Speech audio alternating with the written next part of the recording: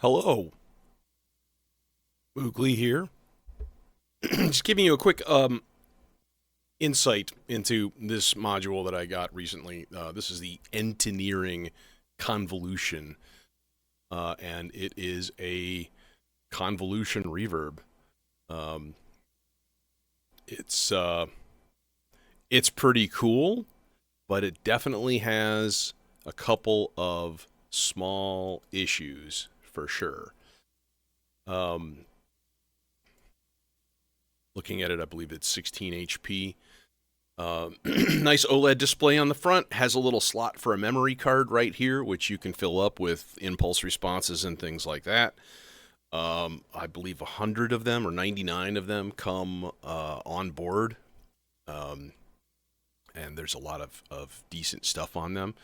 So what I wanted to do really quick was just to kind of give you a few sound examples. I'm not going to go through every single one. If you go on the Entineering website, they do have all of their preset impulse responses for you to like listen to. And there's some interesting ones in there. So without further ado, let's kind of get in. What I've got is a melodizer off camera running into my Beehive After Later Audio, which is like a mini Platts. Super simple, right? So basic sound. There's our basic sound. Okay, cool. So most of these impulse responses are what are called mono to stereo. So you put it into the left side and it gives you a stereo output. Okay, some of them are stereo to stereo. Just depends on what the impulse response is. Front panel, we've got an output gain. The output gain and the input and output both have clip lights. So when we crank up the output gain, you start to see the clip lights kind of popping up and being obnoxious. So you got to find that sweet spot where it doesn't feed or clip the output. Okay. Now, basic operation. You have preset cycling here. So if we go to a new preset, it takes it a second to load. We notice our sound is radically different now. Go to another preset. Saved a few here. Looks like only 2. Oh, okay. Well, I've only had it for a little while. Now, a couple of super quick things. This is a very MIDI-enabled module. So if you notice, it has a MIDI in and a MIDI out. Okay? And they include a small TRS right-angle cable. Looks like it's about 6 inches long. So that you can chain, and if you look at the Entineering devices, most of them have that MIDI in and out or through, so that you can chain devices together with a MIDI chain. In this case, the MIDI is only going to be used to select presets on this. It's not used for any like parameter modification or anything like that. It does not take like CCs or anything, which is, maybe too bad. But here, so let's go to a blank preset. And I'll show you how to just like load one up. So in the bottom right here, we have select IR. Okay. And then internal. And you can either scroll up and down and use the external one. My memory card is at home. Boo.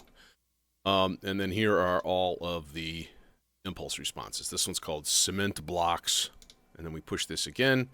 And it shows you 1.5 seconds, 44 kilohertz stereo, mono to stereo, latency 1 millisecond. Okay. We load it. Boom. Looks like we're a little bit overloaded. Okay, now as far as saving this as a preset, pretty easy. Push the save button. Push it again. Done. Right, that easy.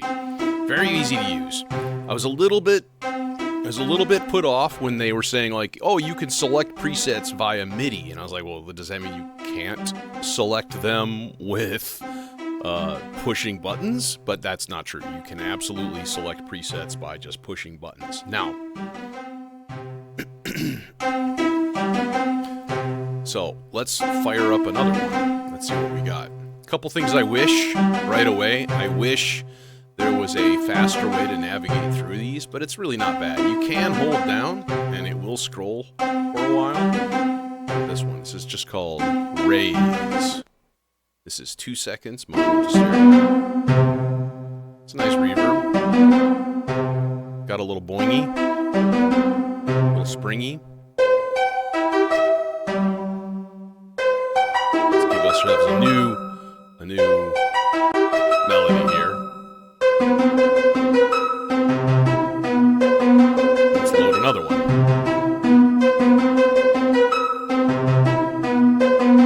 Now, actually, before I go any farther, one of the cool things is you kind of have to get over this a little bit. Like, an impulse response is not just reverb, right? An impulse response can also be speaker cabinet simulations. So here is a direct cabinet IR.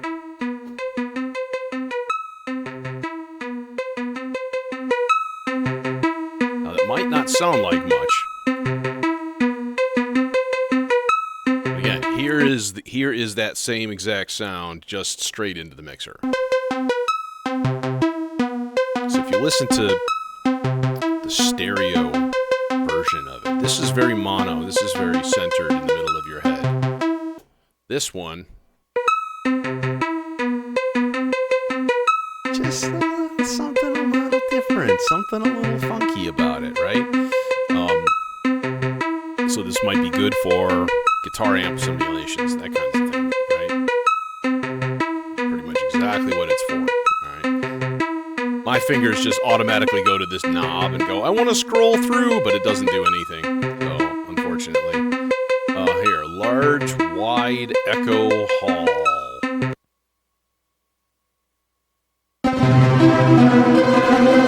Oh, hi!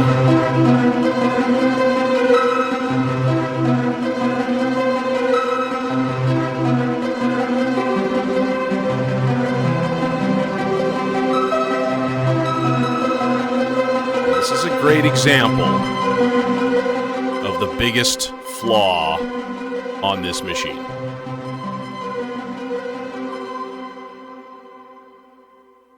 There is no dry-wet balance.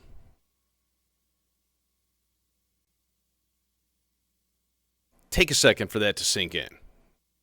Okay, unless you have a mixer and you are using this as an effect send, which we will try out in a second, okay, there is no dry-wet balance. If you go into the menu, we've got MIDI channel, firmware versions, firmware updates, factory reset.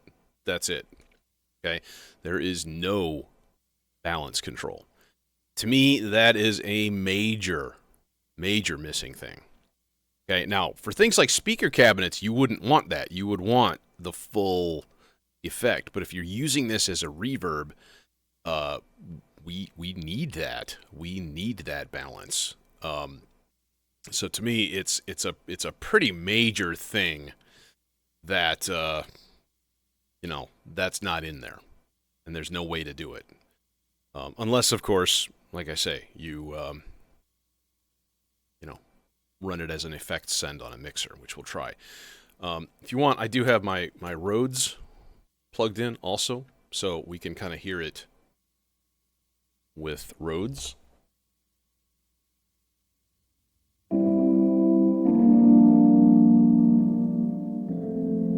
Very, very washed out.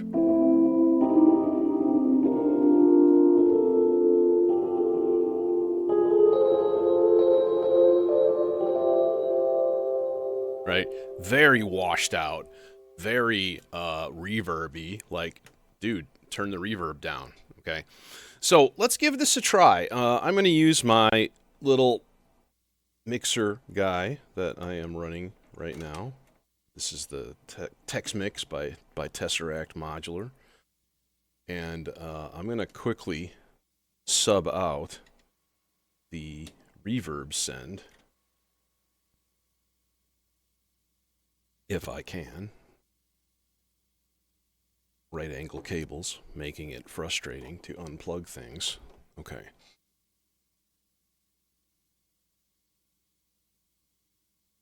So we'll go direct into this. And I think what I'm going to do is, instead of putting this into the send, we are just going to leave it as a channel, which is a thing that you can do when you have a send. You can bring it in as an actual channel. Okay, so here is my reverb send now.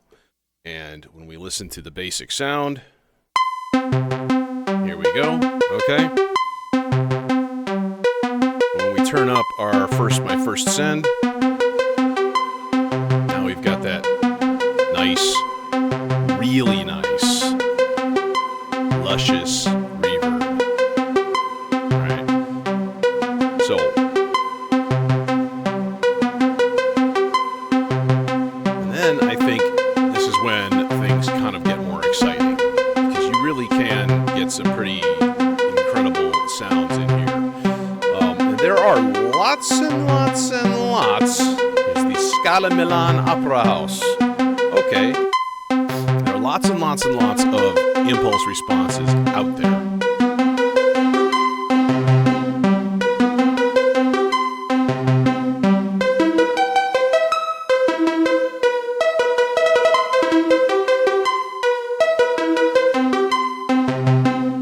So, nice.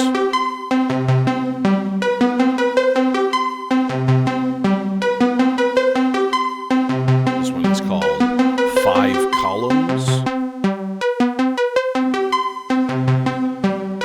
What's interesting is if you're on headphones and you hear it just suddenly go whoosh, it's really neat. Okay, so that's about it. It's a fairly simple module. It works very, very well.